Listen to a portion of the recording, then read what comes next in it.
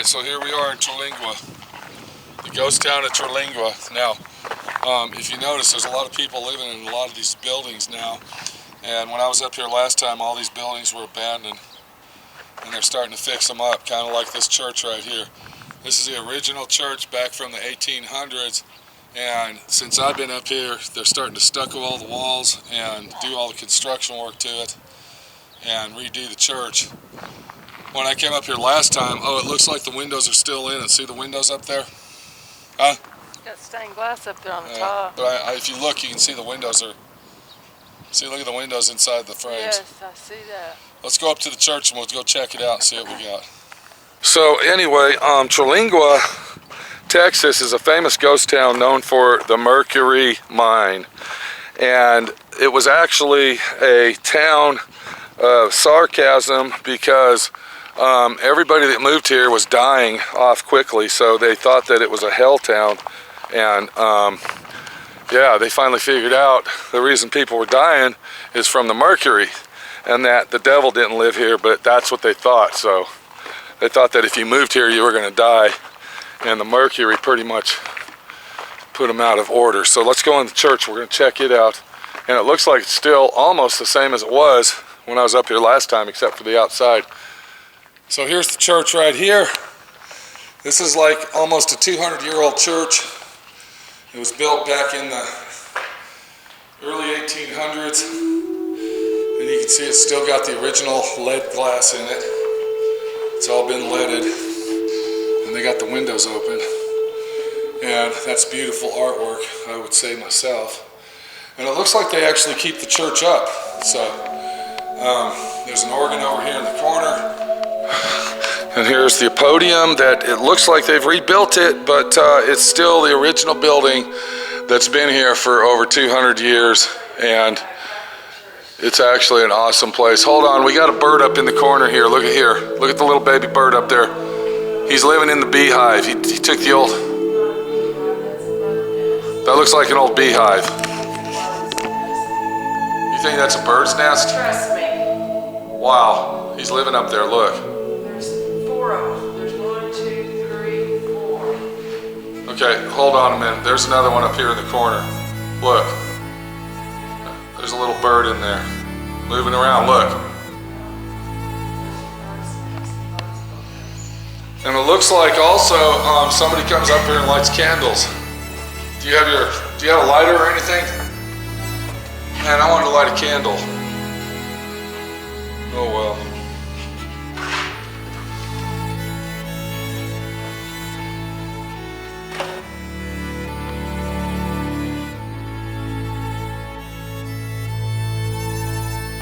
So do you think they have church serving on here every Sunday?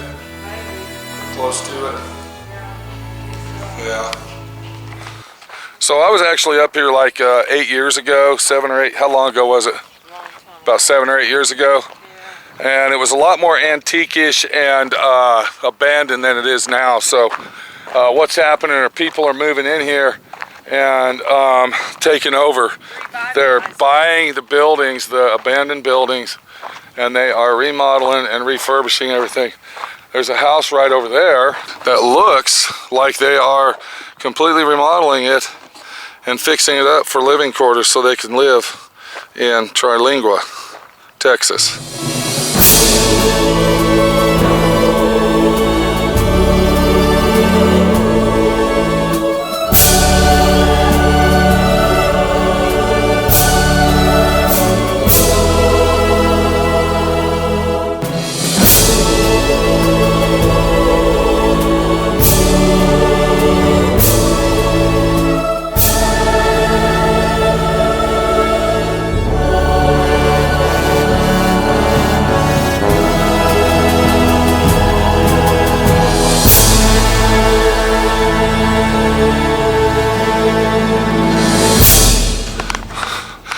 And then of course, if we look right here, this is an abandoned building. I would say that this is an abandoned building, but don't be shocked when I tell you that somebody actually owns this building, and eventually, one day soon, they're going to come in and take the structure that you're looking at right here, and they'll probably rebuild it to make it living quarters, or maybe possibly a bar, or eating place or, you know, something of the sort of that nature. But you can see what kind of construction work they used to do back then, the adobe sand block situation.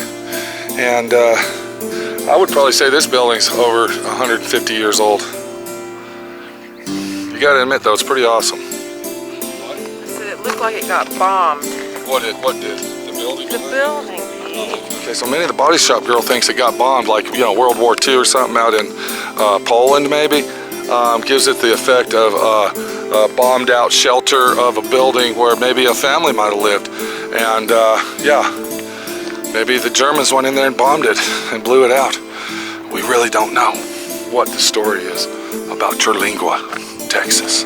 Now, if you look in the distance there, the last time I was here, there was some investor from California that actually bought that building, and he was going to make it into a high-tech bar and grill and I guess fucking sleeping quarters restaurant type place.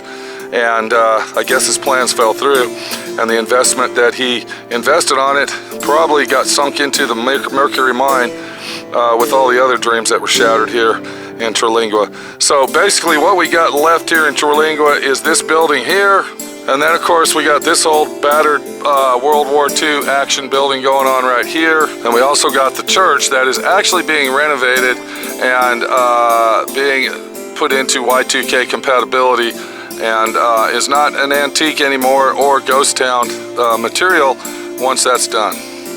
Okay, so, you know, the situation you have, is it really a ghost town? Can we call this ghost town capability of saying, you know, we're in a ghost town? Can we do that? Some of the buildings are pretty spooky at night, I'm sure. Okay. They don't have any street lights here, so possibly maybe at nighttime it might be a little spooky, but as far as ghost town goes, I think that investors from big cities and people that think they're going to get rich quick scheme came up here and pretty much bought all of the ghost town material out and has turned it into nothing. Wasted their money and should have left it a ghost town. It's not a ghost town anymore. It's not a ghost town. So what do you think about your first tour of Terlingua? Is it a ghost town or not really? Well, you can see that there was no town here. There are a lot of it's a beautiful worn place. out buildings. Yeah. And it's really not a ghost town though. Not very many people. I wouldn't call it a ghost town though, would you? Huh? Hello? I don't know if I'd call it a ghost town or not. A worn out town, a dilapidated town. Well, since you are from Texas, I mean, you know, having a heart of Texas and being a true-blooded Texan that you are, not really, but you are, is it an exciting venture to come up here to see the far west corner of Texas to complete your journey before we move to Moab, Utah? Is it worth it? Well, I'm hoping that the hike will be better. You're hoping Big Bend's going to be better in Terlingua? Yeah. So you're saying Terlingua really isn't worth the 500-mile, 12-hour trip to come up here to say, wowie, wow, wow. Here we are, Terlingua, the beautiful ghost town that really isn't a ghost town at all because there's too many locals living here and it's not even really considered a ghost town at all, basically. It's kind of like a dump. Yeah, it's kind of dumpy and trashy and very dumpy. There's really not any ghost town action going on that I see. I mean, there's only 3 old buildings. I mean, take a look at this action we got going right here. That's more modernized and brand new than it would be ghost town action. Well, I don't know that it's brand new. It doesn't look brand new. Well, it might be maybe 70s or 80s, but it's not fucking ghost town shit. Well, no. You know, people are living in there, okay? This is like their house. This is their home. I would imagine, I think, that car is fairly new. Right. I mean, do they even have air conditioning in that place, or is it? There's an air conditioner on the roof. Okay, so it's a swamp cooler. Okay, now here's an old building that they converted into a bar and grill. If you go around the front of it, you can see that. But I want you to really pay close attention to this building. This is the Big Bend area Family Crisis Center right here. Now, do they really, is it necessary to have a family crisis center in this part of the country? I mean, you know, family crisis, we're talking, you know, free clothes, free places to live, books, and et cetera, et cetera, et cetera. boyfriend gets drunk and kicks you out of the house, Yeah. you got someplace to go. Right. Okay, so now we have actually went through the town of Terlingua, the 3 ghost town buildings that there are, and of course the building behind me, which they've remodeled into a tourist attraction. So we will go look at the mercury mine that has actually killed hundreds of people, and then we'll go through the forsaken and you might say riddled haunted cemetery of Terlingua. And then basically I think that once we do that, are you listening? We've completed our trip of the ghost town of Terlingua, basically. Yeah, Wouldn't you say? Probably, yeah. Okay, so here we go. We're walking up to the infamous Terlingua mercury mine. We got a stray dog here that's just happened to bothering my little dog and irritating him, so Minnie's gonna have to carry him. And the little doggy needs to go home. Go home, dog. Get out of here. Go on. Where do you live? Leave. Go. Shoo. So here we are at the infamous mining, of this place right here.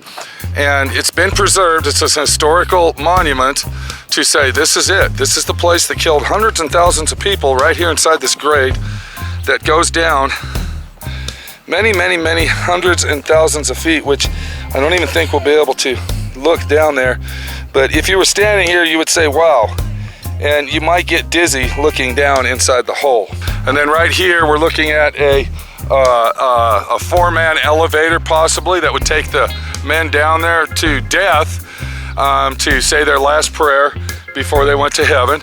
This would be it right here. So we'll call this the gas chamber. This is actually the gas chamber of the Terlingua mine, because everybody that has entered that chamber usually came out and is now buried somewhere over there in the cemetery, looking at us, laughing at us, and thinking that we're jackasses. Whoa, whoa, whoa. Don't you think that might be bad luck standing in that thing? All the lives that have stepped in and out of there that died. Think about First, it. I'm going to put your dog on the ground and let that other dog eat him. Okay. And then, of course, if you look over here, well, there's our dog following us still, but down here is something. We don't know what it is. It's a dried out levee of something that they put concrete in. They poured concrete in it, concreted it up. So that might be part of the mine, but it looks like a valley that goes down there and water runoff, so we don't know what it is. But you can say it's a big hole that's been there for a very long time, and it's actually part of the Terlingua. Terlingua. Hey, you little bastard. Okay, one last look, and we might call this ghost town material.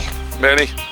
Yeah, I would say that's ghost town material right there. What do you think? Definitely ghost. Okay, so there's something else we can say, hey, this is a ghost town. It might be, possibly.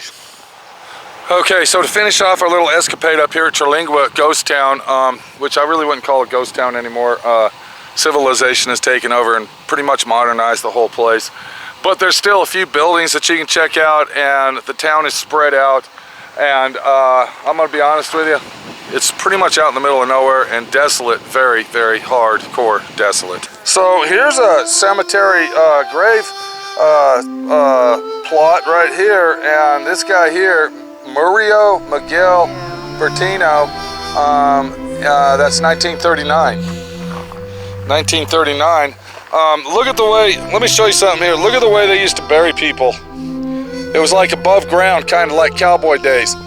You know what I'm saying? Kind of like you see in the cowboy movies. It looks like this guy might have liked to drink beer, because somebody actually left a Modelo beer bottle on his grave to make sure that he got a good swig of it to bring back memories of, you know, the local bar, tavern situation. And then here is a girl, Petra Betancourt, with no date at all on it, but there is some money. Okay, I don't know what the story is, but I'm gonna go ahead and put a quarter down there for her, and Minnie says she thinks she knows what it means. I think there's some story that you have to pay the guy in the boat to take you over into the Promised land. something. So leaving a little money on there will help them. Is that what you're saying? So Minnie thinks it has something to do with paying your way to cross the boat or something like that. So here's a little, here's one right here, and it's a beautiful little cemetery, and there's no money on. Oh, there's some money in there. Okay, I got a couple nickels, so we're gonna go ahead and throw those down there, and hopefully she'll make it across the river to the Holy Land, and God bless her. So actually, without walking any further, we can basically see that, yeah, it's an old cemetery. It's an old cemetery that has been here for many, many years, 1800s, and a lot of the miners are buried here, and a lot of other people are buried here with them to represent the situation of, what the fuck here, hold on, I'm standing on somebody's grave. That's not good luck. Okay, I don't like that. That's bad to step on somebody's gravestone, grave tomb, so we won't do that again. Okay, let's stay off of that. Let's stay on the path here and keep on rolling. And as we're rolling, we're seeing basically the same thing over and over. So yeah, it's a cool place to check out if you're willing to travel all the way to Big Bend. And if you do travel all the way to Big Bend, you definitely don't want to pass up going to Terlingua to look at all of the artifacts and the old ruins that, oh, you son of a bitch. Okay, is that my bad luck? Did I just fuck up that because I stepped on that guy's grave? I'm sorry, okay? I'm sorry. Okay, I just tripped in a big hole right there and almost wrecked my ankle. If I would have done that, I wouldn't be able to go to Big Bend and go mountain climbing. So, don't step on people's tombstones or graves when you're in a cemetery. Be very careful and stay on the paths, because it will bring you bad luck. Okay, what's going on? What's happening? What do you got? Okay, what do you got here? 1844 to 1910. Wow, John M. Southard, 47. K.Y. Arty, Kentucky Arty? Huh. So I guess he was 47 years old when he passed away. And he's stoned up very heavily to make sure nothing gets a hold of him. Okay, I think we've seen our tour of Terlingua. Are you ready to roll, or do you want to look at a couple more of these? Okay. What are you thinking about Terlingua now? Is it worth the 12-hour drive to come out here to the far west corner of Texas to say I've been there? Sure. We got it on tape, and we can say we've been there. And hopefully one day you might make it out here and you can say you were here. Until that day comes, my friend Pete just turned you on to the video of basically what you're gonna see out here when you come out here. So actually I just saved you about 6 or 7 days of travel time, probably $1,000 cash in motel rooms and gas. And you got it firsthand from, you got it, my friend Pete, your friend Pete, everybody's friend Pete, showing you around, taking you on the ventures of a lifetime, you might say, and being there for you because you can't be here, and letting me waste my money instead of you wasting yours. Oh, I'm sorry. Before we go, we got one more little stop. There's a guy on the corner down here on the highway. He's got a little carnival act going on. We're gonna go over there and check it out. That's actually pretty unusual, and yeah. And then we're done with Terlingua. Okay, and then the final journey of our little tour of Terlingua is this action we got going right here. I don't even know what I'd call it, but it's called yard art. We got us an old sailing ship, the old mermaid ship. It's called the Desert Booty. You can see that right there as I zoom in. She's sitting right there, Miss Booty herself, and looking good, looking like something that, you know, belongs in the front yard of a place like this. But what really attracts the people here is the submarine that's actually under the desert ground. It's number 593. There's probably a reason why that number's there, but we got our old faithful submarine just waiting for duty and action in the desert when World War III starts, and getting ready for something nuclear, possibly, that says, wow, I'm here, waiting. Then, of course, we got Statue of Liberty, a dolphin, that's pretty awesome, red, white, and blue, the bald eagle, and then we have a poster that says, proud supporter of Wounded Warrior Projects. Great, that's an awesome guy there for doing all that, and hopefully I'm sure definitely he gets a lot of attraction on this situation right here.